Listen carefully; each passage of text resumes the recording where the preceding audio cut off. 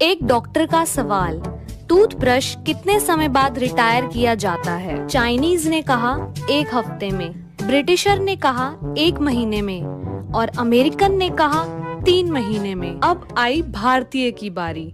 भारतीय ने बोला, डॉक्टर साहब, इंडिया में तो टूथब्रश कभी रिटायर ही नहीं होता। डॉक्टर बोला, वो कैसे? भारतीय ने कहा, इंडिया में टूथब्रश सबसे पहले दांत साफ करने के काम आता है, फिर हेयर कलर करने के काम आता है, उसके बाद मशीन की सफाई के काम आता है और जब उसके बाल गिर जाते हैं तो पजामे में नाड़ा डालने के काम आता है।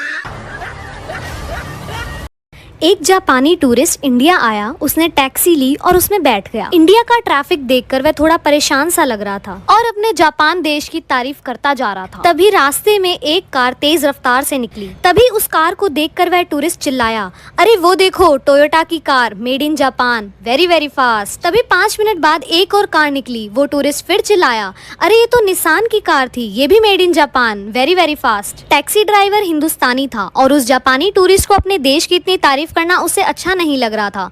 अब उस टैक्सी ड्राइवर को थोड़ा गुस्सा आ रहा था। तभी एक और कार बड़ी तेजी से निकली। जापानी टूरिस्ट फिर चिल्लाया, अरे ये तो होंडा की कार है, made in Japan, very very fast. अब टैक्सी ड्राइवर के सब्र का बांध टूट गया और उसने अपनी टैक्सी रोकी और टैक्सी मीटर की तरफ इशारा किया और कहा, सर 500 रुपए। उस जापानी टूरिस्ट ने कहा, अरे अभी तो 15 मिनट भी नहीं हुए। टैक्सी ड्राइवर मुस्कुरा कर बोला, सर ये मीटर मेड इन इंडिया है, बहुत तेज, वेरी वेरी फास्ट।